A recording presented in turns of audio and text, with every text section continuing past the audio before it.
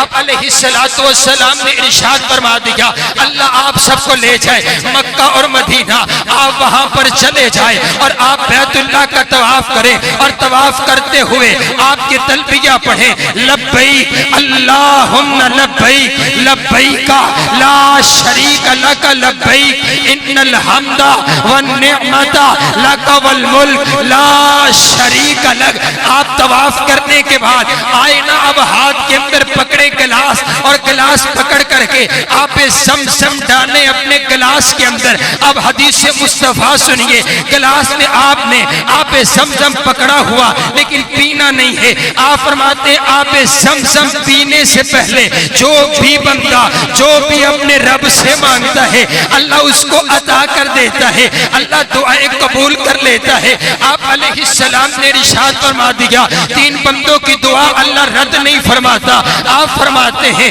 جو مظلوم بندہ ہوتا ہے اس کی دعا اللہ رد نہیں فرماتا۔ آپ علیہ السلام نے ارشاد فرمایا مسافر کی دعا اللہ رد نہیں فرماتا۔ جیسے آج میں مسافر ہوں، میرا یہ ایمان ہے میری دعا اللہ رد نہیں فرماتا کیونکہ میں سفر کے اندر ہوں۔ میرے پاک پیغمبر علیہ السلام کی حدیث پر میرا ایمان ہے۔ آپ علیہ السلام نے فرمایا جب بوڑھا باپ اپنی اولاد کے لیے دعا کرتا ہے اللہ والدین کی دعا کو اپنی اولاد کے حق کے اندر قبول فرما لیتا ہے۔ آپ علیہ السلام نے ارشاد فرمایا نیک اولاد جب اپنے والدین کے حق میں دعا کرتی ہے اللہ اس نیک اولاد کی دعا کو اپنی بارگاہ کے اندر قبول فرما لیتا ہے۔ آپ علیہ السلام نے ارشاد فرمایا بیمار بندے کی دعا اللہ رد نہیں فرماتا۔ آپ دیکھئے تو صحیح نا، جب بندہ بیمار ہوتا ہے، جب بندہ بیماری کے عالم کے اندر چار پائی پر لیٹا ہوا ہوتا ہے، ایک وقت ایسا بھی آتا ہے اس کے ارد گرد اس کے رشتہ دار موجود ہوتے ہیں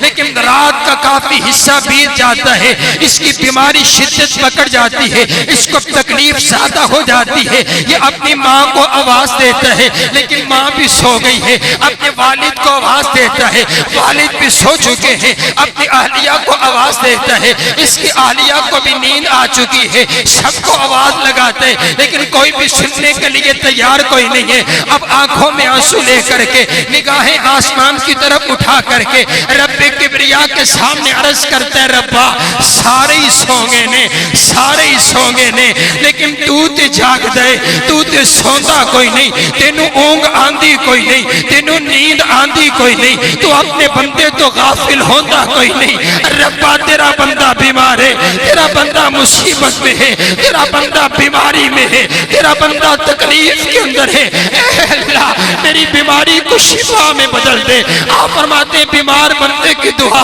اللہ قبول فرما لیتے، اس لیے کبھی جاؤ نہ بیمار پرسی کرنے کے لیے اپنی کسی بھائی کے پاس اسے جا کر کے کہا کرو ارے بھائی تیری دعا اللہ قبول کرتے تو میرے لیے بھی دعا کر دیا کر۔ آپ علیہ السلام نے فرما دیا اب سنو ذرا میں آپ کو بتانے لگا ہوں، بڑے بڑے گناہگار بیٹھے ہو، بڑے بڑے خطاکار بیٹھے ہو، بڑے بڑے سیاکار بیٹھے ہو، آپ علیہ السلام نے ارشاد فرما دیا جب بندے سے گناہ ہو جاتے، جب بندے سے غلطی ہو جاتی ہے، جب بندے سے کوتاہی ہو جاتی ہے اور وہ آنکھوں میں آنسو لے کر کے شرمندگی کے ساتھ رب کبریا کے دروازے پر آ کر کے اپنے ہاتھوں کو اٹھا کر کے اللہ سے معافی مانگتا ہے، اللہ سے توبہ کی دعا کرتا ہے، کائنات کے سہنے نبی نے ارشاد فرمایا اب بندہ بھی